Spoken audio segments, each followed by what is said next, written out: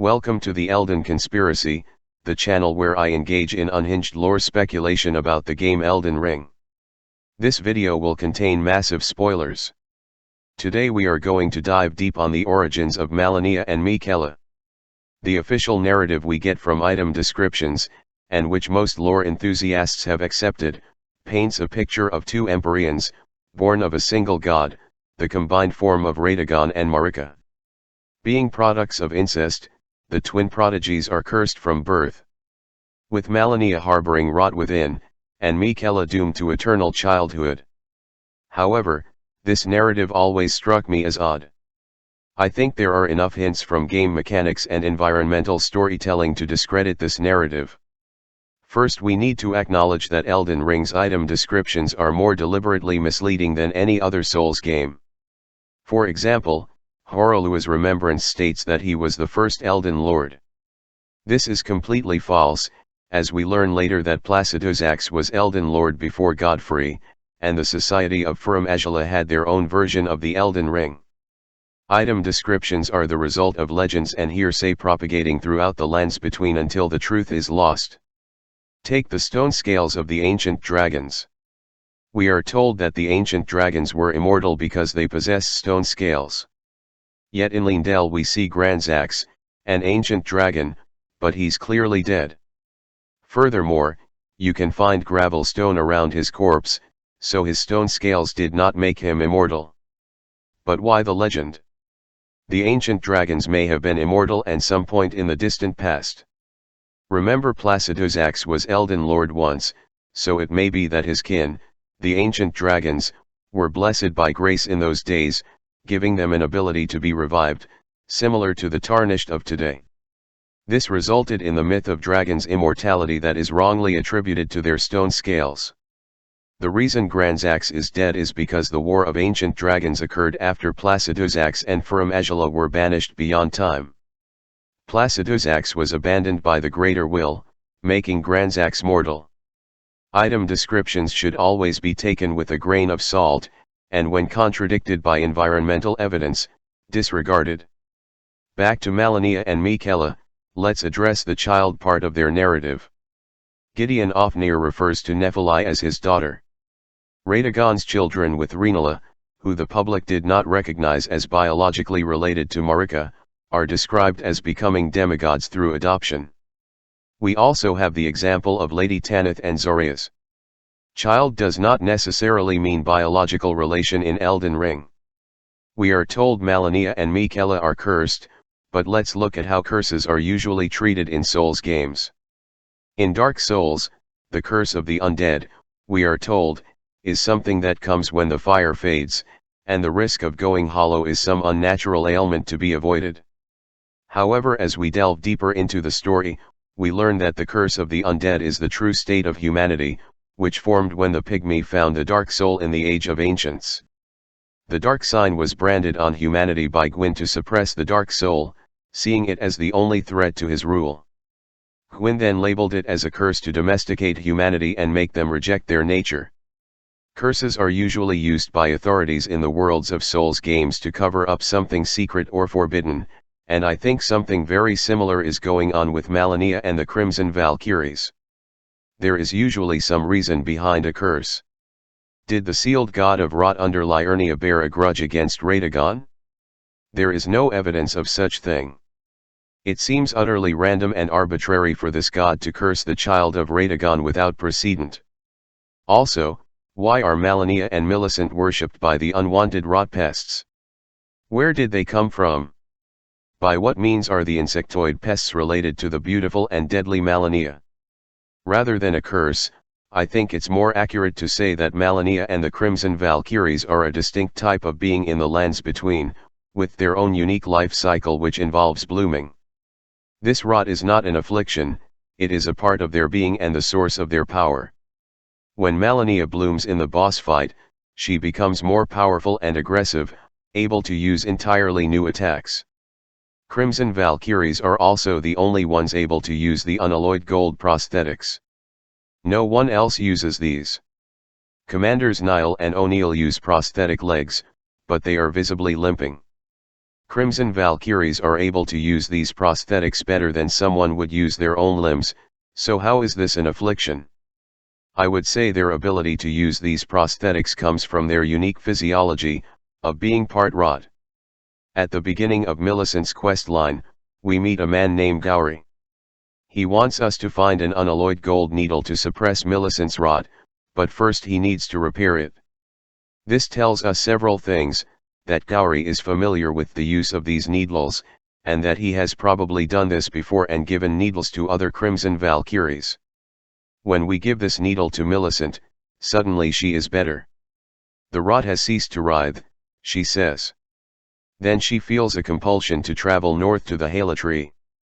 If we progress Millicent's quest line far enough, then talk to Gowry, he will tell you to kill her.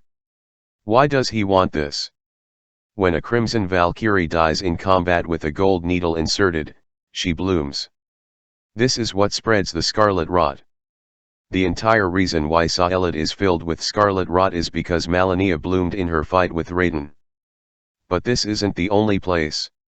At the Hala tree, just before Malenia's boss door, we can find an offshoot where an unnamed Crimson Valkyrie has bloomed, leaving behind her armor.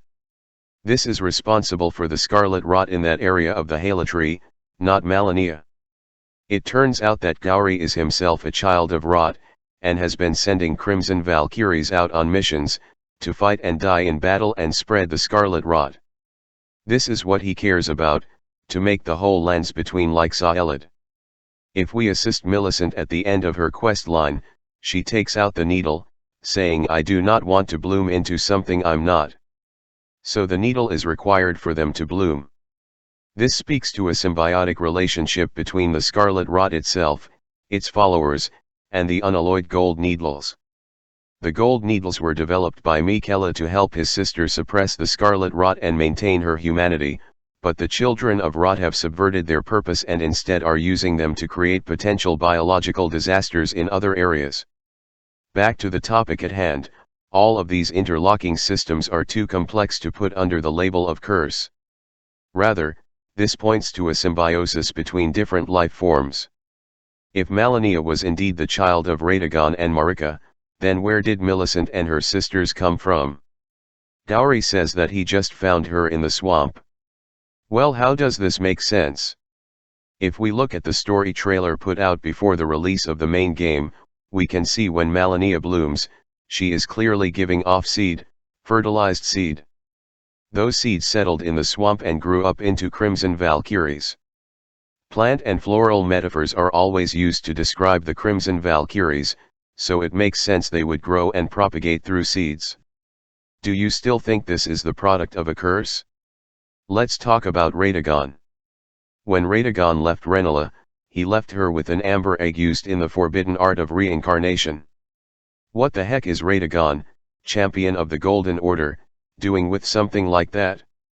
The egg has a rune inside, called the Great Rune of the Unborn. Its description states it is the Great Rune of unborn demigods.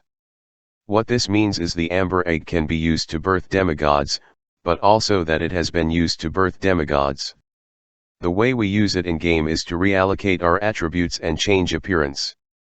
The egg does not birth people on its own, it requires an initial being to be changed. Underneath Liurnia is the Lake of Rot where the divine essence of the god of Rot was sealed. This is oddly close to where Radagon once ruled when he was married to Rennala. My conclusion is this: Malenia is not the biological child of Radagon and Marika, she is the reincarnation of the god of Rot. Radagon created her using the amber egg with the god of Rot's essence as a precursor. This theory makes everything fall into place. This explains the origin of the children of Rot. The initial form of the god of Rot was that of a giant ant or scorpion depending on which item description you read. The children of Rot are described as rising out of the swamp, similar to the Crimson Valkyries. That's because the children of Rot are grown from the seeds of Malenia's previous form. This is why they worship Malenia and Millicent, because while they are unwanted, they recognize the same essence within Malenia as that which birthed them. Also, why are Malenia and Millicent missing the same limbs? People think it is because the scarlet rot is causing their limbs to fall off. However, there are items in game, the ant spur rapier and the scorpion stinger, which used to be parts of the god of rot. So at some point, limbs were severed from the god of rot, so when it was reincarnated, Malenia was missing those same limbs.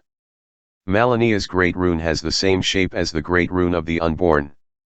This could be a clue to her origins. So let's talk about Miquella. Around the Hala tree we see many cocoons. These are not the same as the ant's eggs we see elsewhere, these are only found in the Hala tree. So we can safely conclude these cocoons come from Miquella. Why is Miquella able to make cocoons? This is talked about as if it's completely normal, but we don't see any other demigod doing this. Miquella must be the reincarnation of a different god. Well, it's Saint Trina.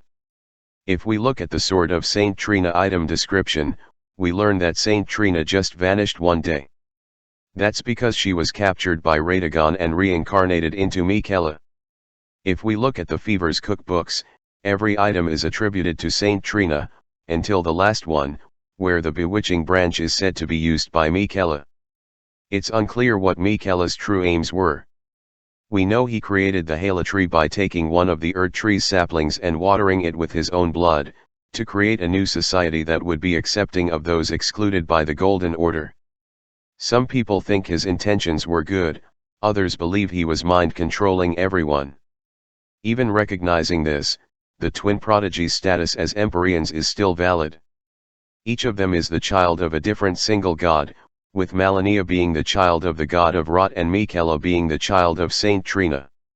So why would Radagon want to do this? Radagon wants everything to be incorporated into the Golden Order. If there are gods out there whose fates are not shackled to the Golden Order, then they are a threat to the Golden Order.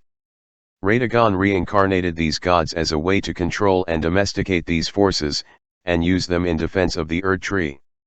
And to a certain extent, he succeeded. Malenia's scarlet rot was suppressed for a time. The blue swordsman taught her to control her emotions and channel them through her fighting style. Miquella was able to create the unalloyed gold prosthetics to help her cope with her condition. But the twin prodigies would eventually drift away from their adoptive parents and create a society in secret.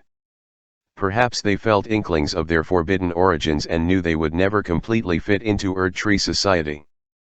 When Millicent journeyed to the Hala tree, she thought she was doing so for her own reasons, but in reality she was acting according to Gowry's designs. It makes us wonder about our own quest as tarnished, how we think we are becoming Elden Lord for our own reasons, but whose designs are we playing into? If anything, I hope I've inspired you to look deeper into this wonderful game. I've heard this idea, this meme going around that we must wait for DLC, to properly interpret the lore. Waiting for DLC is to admit defeat. I strongly believe there are enough clues in the game to form a logical interpretation of events. This has been the Elden Conspiracy, signing out.